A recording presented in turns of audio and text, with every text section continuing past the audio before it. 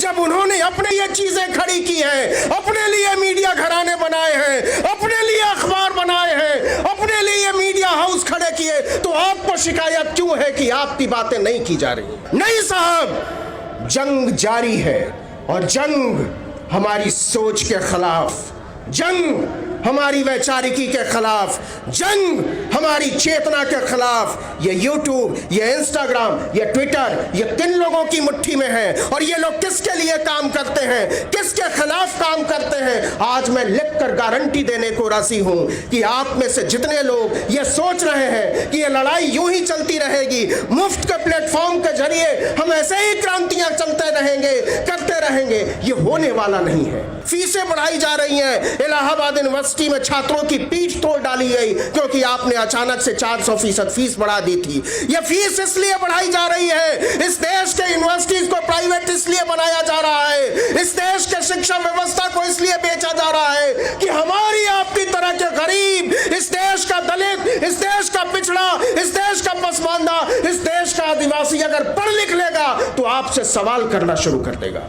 कौमी यकजहती को बचाने के लिए गंभीर है तो इस देश के सारे प्राइवेट यूनिवर्सिटीज के फाटक तोड़ दिए जाने चाहिए, उनको खोल दिया जाना चाहिए, दलितों के लिए, आदिवासियों के लिए, पिछड़ों के लिए, पसमानदा के लिए, औरतों के लिए। और नहीं तो इस देश की सरकार को गारंटी देनी होगी कि एमटी यूनिवर्सिटी में कोई बच्चा पढ़ना चाहेगा, अशोका यूनिवर्सिटी में कोई बच्चा पढ़ना चाहेगा, अगर कोई पढ़ना चाहेगा लवली प्रोफेशनल यूनिवर्सिटी गलगोटिया में, तो उसकी फीस सरकार भरेगी। और इस देश के हुक्मरानों को सबसे ज्यादा डर लगता है पढ़ने वाले लोगों से, लिखने वाले लोगों से, सोचने वाले लोगों से, बात करने वाले लोगों से। और इसीलिए इस देश के पढ़ने वाले लोगों को, इस देश के लिखने वाले लोगों को, इस देश के सोचने वाले लोगों को जेलों में डालने की तैयारी है।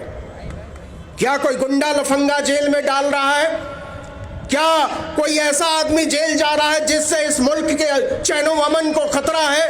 नहीं साहब, इस देश में जेल में डाले जा रहे कौन लोग? विश्वविद्यालयों में पढ़ाने वाले लोग, विश्वविद्यालयों में पढ़ने वाले लोग, किताबें लिखने वाले लोग, भाषण देने वाले लोग, विचार करने वाले लोग। क्योंकि आपको पता है कि यह सोच एक दिन आपकी सत्ता को उखाड़ कर फेंक देगी, इसलिए आप हर बात करने वाले आदमी को जेल में डाल देना चाहते हैं।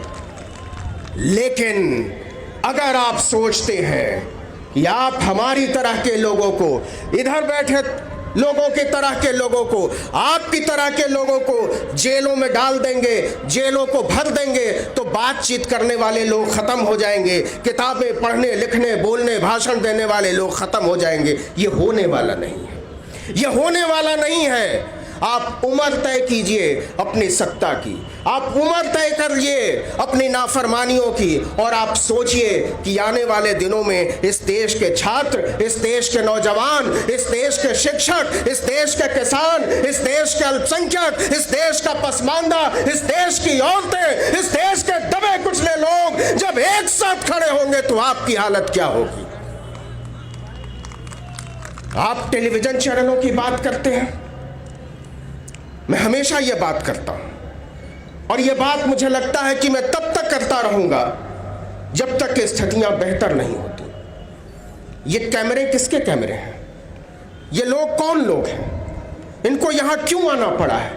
ये लोग क्यों खड़े हैं? ये यहां से जाकर क्या करने वाले हैं? ये इसलिए आए हैं क्योंकि इस देश के मीडिया घराने हमारी और आपकी बात कहने को राजी नहीं है।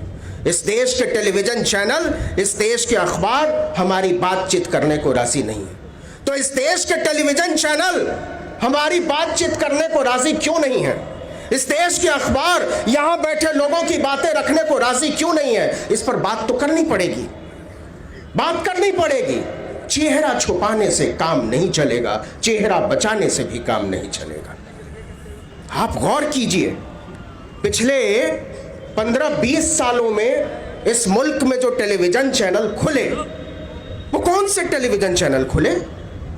सबसे क्रांतिकारी टेलीविजन पंडित प्रणय रॉय ने खोला।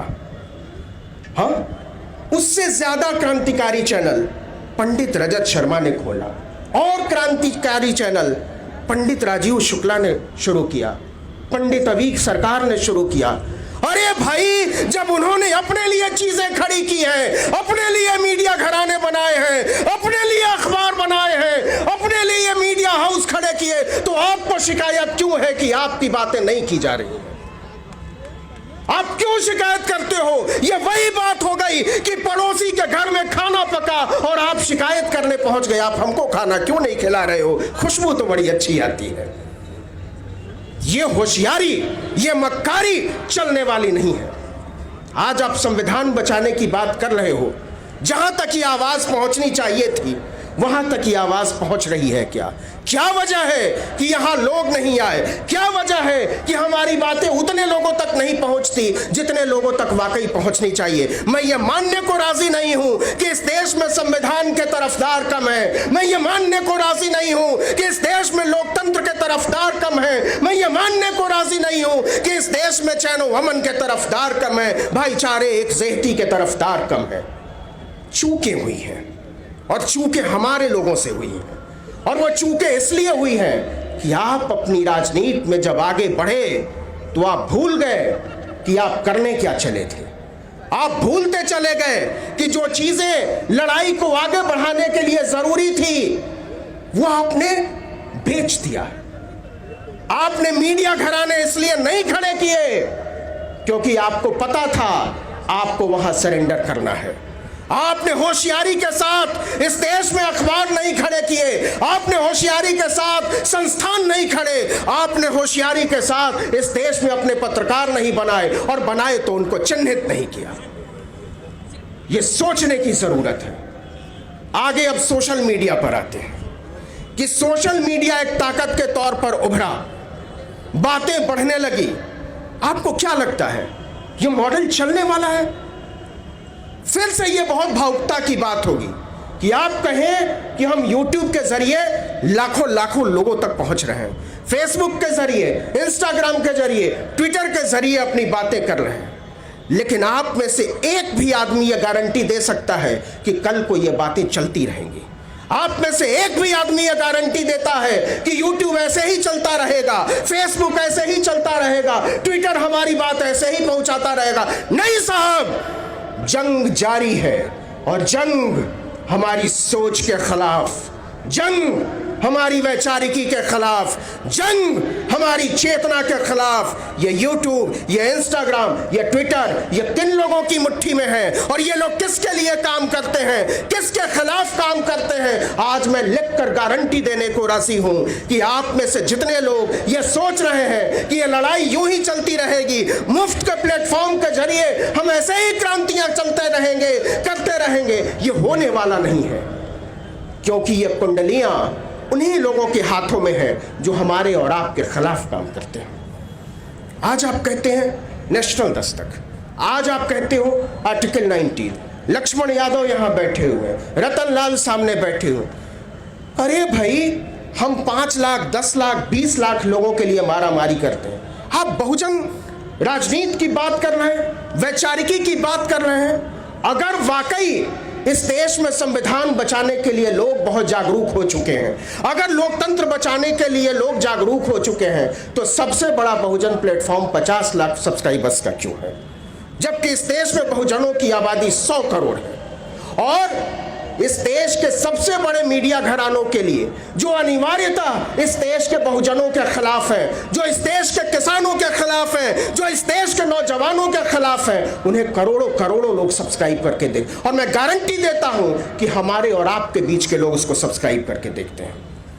क्यों देखते हैं? इसलिए देखते हैं कि आपके माइंड को पढ़ने का, आपके दिमाग को गढ़ने का, और आपकी पूरी वैचारिकी को बनाने का जो अभियान चलाया जाता है, और वो अभियान जहां से चलाया जाता है, वो लोग वही लोग हैं जो हमको और आपको खत्म कर देना चाहते हैं।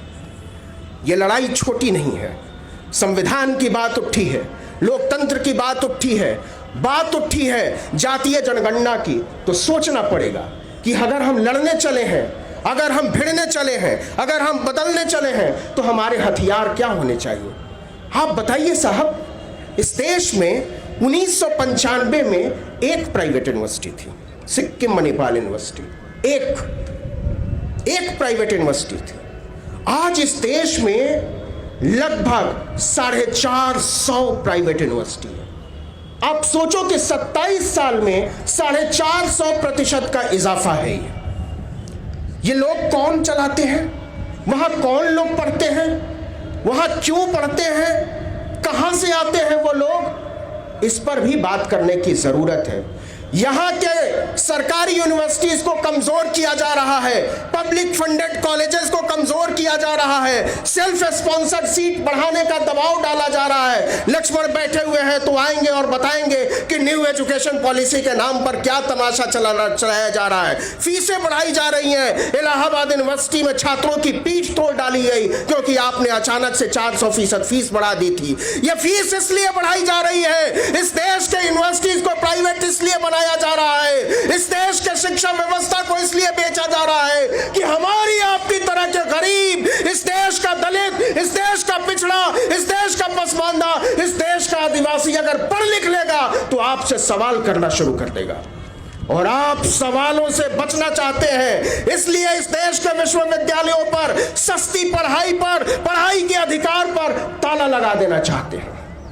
अगर हम और आप वाकई इस देश के संविधान को बचाने के लिए गंभीर हैं, इस देश के लोकतंत्र को बचाने के लिए जरूर गंभीर हैं, कौमी यकजहती को बचाने के लिए गंभीर हैं, तो इस देश के सारे प्राइवेट यूनिवर्सिटीज के फाटक तोड़ दिए जाने चाहिए, उनको खोल दिया जाना चाहिए। दलितों के लिए, आदिवासियों के लिए, पिछड़ों के लिए, पसमानदा के लिए, औरतों के लिए, और नहीं तो इस देश की सरकार को गारंटी देनी होगी कि एमिटी यूनिवर्सिटी में कोई बच्चा पढ़ना चाहेगा, अशोका यूनिवर्सिटी में कोई बच्चा पढ़ना चाहेगा, अगर कोई पढ़ना चाहेगा लवली प्रोफेशनल यूनिवर्सिटी गलगोटिया में, तो उसकी फीस सरकार भरेगी, तो उसकी फीस सरकार भरेगी। हमारी तरह के लोग आपकी तरफ से यह ऐलान कर रहे हैं कि साहब हमारी औकात नहीं है अशोका यूनिवर्सिटी में पढ़ने की, साहब हमारी औकात नहीं है एमिटी यूनिवर्सिटी में पढ़ने की, हमारी औकात नहीं है इस देश के आला तरीन प्राइवेट यूनिवर्सिटी में पढ़ने की।